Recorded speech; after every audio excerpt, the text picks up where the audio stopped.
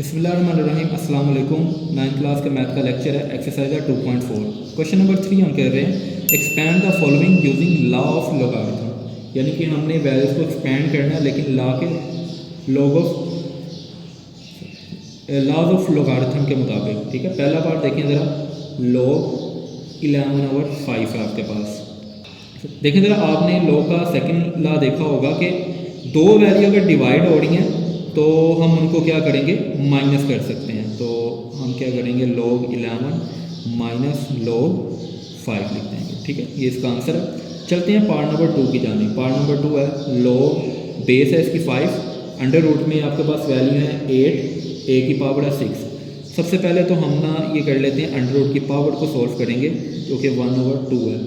ठीक है, अब using third law of log हम क्या करेंगे, जो पावर है वो लॉग से पहले आ जाती होती है। ठीक है, पावर लॉग से पहले आ जाएगी। लॉग आपके पास ये आ गया है 5 बेस इसकी, और हमारे पास है 8 a की पावर 6। ठीक है, अब इसी तरह फर्स्ट लॉ हम इस्तेमाल करेंगे लॉग का। वो ये होता है कि जी अगर दो वैल्यू मल्टीप्लाई हो रही हैं तो हम उनको क्या कर सकते हैं, प्लस कर सकते हैं। तो हम log बेस 5 है 8 प्लस log बेस 5 a की पावर 6 आ जाएगी।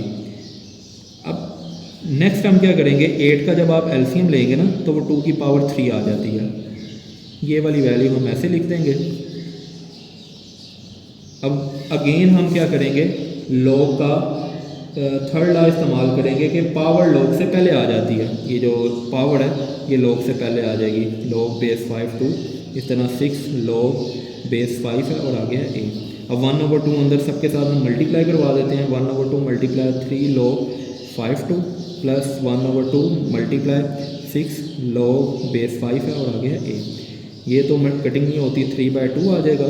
log 5 2 आ गया, ये कटिंग हो रही है 3 आ जाएगा आपके पास। log बेस 5 और वैल्यू है 8। चलते हैं पार्ट नंबर 3 की जानिब। ln a² b divide by c। देखिए ज़रा, log यहाँ पे जो है ना LOG वाला नहीं है, ln वाला, इसे नेचुरल log कहते हैं। तो यहाँ पे हम log का फर्स्ट एंड सेकंड लॉ इकट्ठा अप्लाई करेंगे कि जो वैल्यू मल्टीप्लाई हो रही हैं वो प्लस हो जाएंगी, जो डिवाइड हो रही हैं वो माइनस हो जाएंगी। तो ln a² plus ln b minus ये डिवाइड हो रही है तो ln c आ गया। अब यहाँ पे log का थर्ड लॉ हम इस्तेमाल करेंगे कि जो पावर है वो log के शुरू में आ जाती होती है। तो ln b minus ln c, ये इसका आंसर है। अब हम फोर्थ पार्ट की तरफ चलते हैं। देखिए ज़रा, आपके पास है log x y divide by z और इसकी पावर है 1/9। देखिए ज़रा, हम यहाँ पे log का थर्ड लॉ इस्तेमाल कर रहे हैं कि पावर जो है वो log के शुरू में आ जाती है। आगे आ गया log x y divide by z। अब यहाँ पे हम log का फर्स्ट एंड सेकंड लॉ इकट्ठा अप्लाई करेंगे। वो ये होता है कि अगर मल्टीप्लाई हो रही हैं वैल्यूज तो प्लस हो जाती हैं, डिवाइड हो रही हो तो माइनस हो जाती हैं। तो देखें ज़रा, log x plus log y minus log z आ जाएगा आपके पास। ये इसका आंसर है। चलते हैं पार्ट नंबर 5 की जानिब।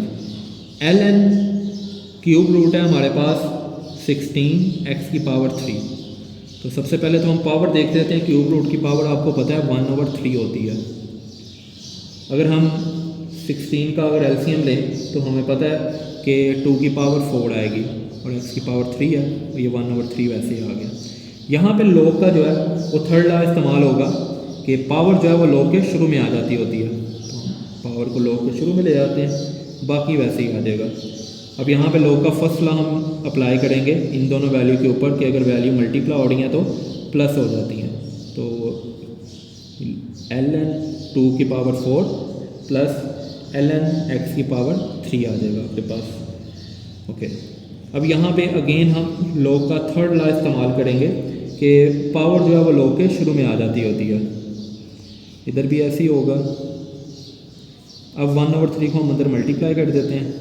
4 ln 2 1/3 मल्टीप्लाई 3 ln x। तो इसकी तो कटिंग नहीं होती तो ये 4/3 आ जाएगा और ln 2 प्लस इसकी कटिंग हो जाएगी तो 1 मल्टीप्लाई होकर ख़त्म हो जाएगा, यानी ln x आ जाएगा। ये इसका आंसर है। चलते हैं पार्ट नंबर 6 की जानिब। log 2 1 - a divide by b और इसकी पावर है 5। तो आपको पता चल रहा होगा यहाँ पे कि हमने सबसे पहले लॉग का जो रूल है वो थर्ड वाला अप्लाई करना है कि पावर लॉग के शुरू में आ जाती होती है, बाकी ऐसे ही आ जाएगा फ़िलहाल।